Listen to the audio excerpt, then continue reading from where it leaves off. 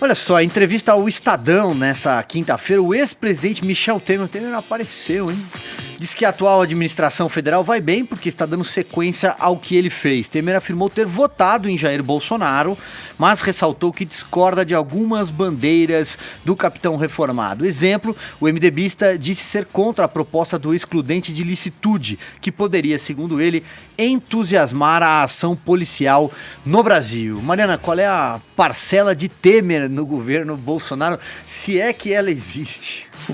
Eu acho que não tem parcela assim, de responsabilidade, não, mas eu concordo que o Michel Temer foi a melhor coisa que aconteceu nos governos petistas, né? A melhor coisa que o PT já fez foi o Michel Temer, porque naquele curto tempo ali na presidência, ele teve sim umas ideias bacanas, ele deu início a um processo rumo ao desenvolvimento, e o único problema do Temer é que ele é bandido, né? Assim, o único, pouca coisa.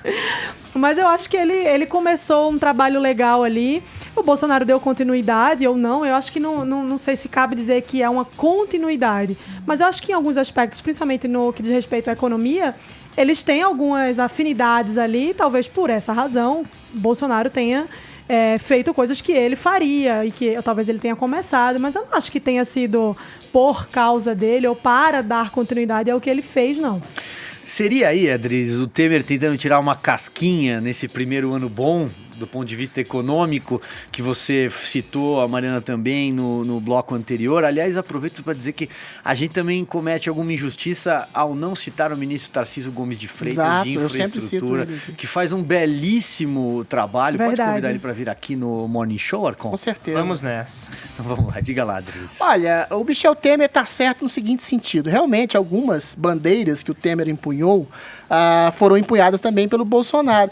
Mas essas bandeiras são do conhecimento de todo mundo, que elas tinham necessidade de serem feitas qualquer um que tivesse no poder. Até o PT, se fosse eleito, faria uma reforma da Previdência, porque as contas fiscais do Brasil, não. Aí eu tenho dúvida. Eles estouram, exatamente, eles estouram. O Lula tentou fazer uma reforma da Previdência, aos trancos e barrancos, e não conseguiu. O problema do PT é a hipocrisia. Questão da liberdade econômica, questão de uma reforma trabalhista, essas coisas, se não fizerem, não tivessem sido feitas, teriam chegado a um gargalo, a um estouro, que não ia acontecer.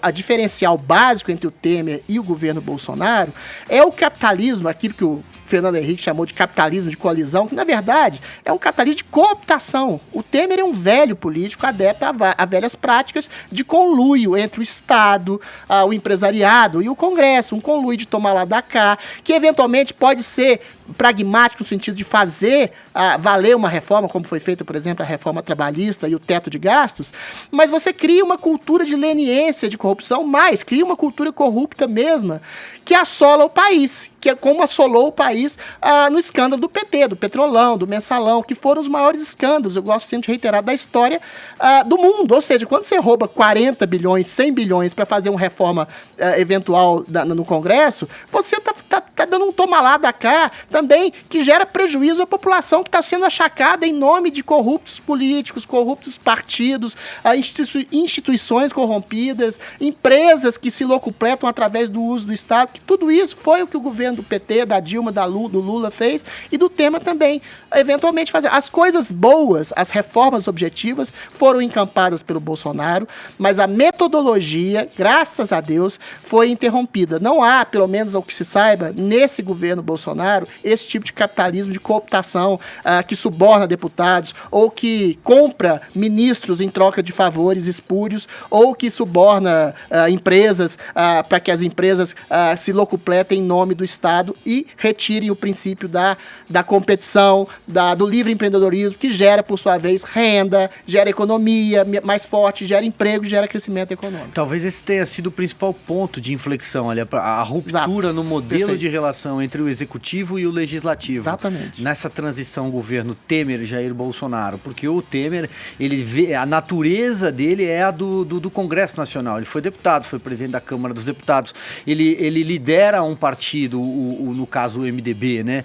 É um dos principais expoentes de um partido que é um partido absolutamente fisiologista, um partido da negociação no Congresso Nacional, seja...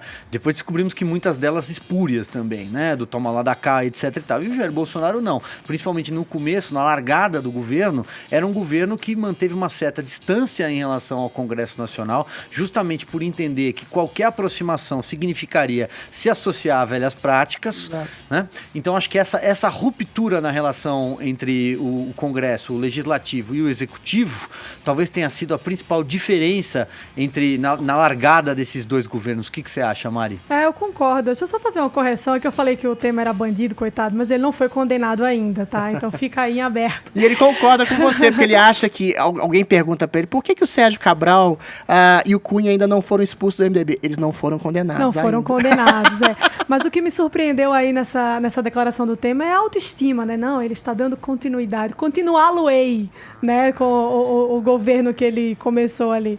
Mas eu acho que é isso, eu acho que tem muito mais a ver com as afinidades, né? E também uma coisa que o Adriles falou que é interessante é que qualquer pessoa faria o que precisava ser feito em maior ou em menor grau, né? Então eu acho que é só isso, eu acho que não teve nenhuma inspiração ou uma coisa intencional de continuar, acho que não teve não.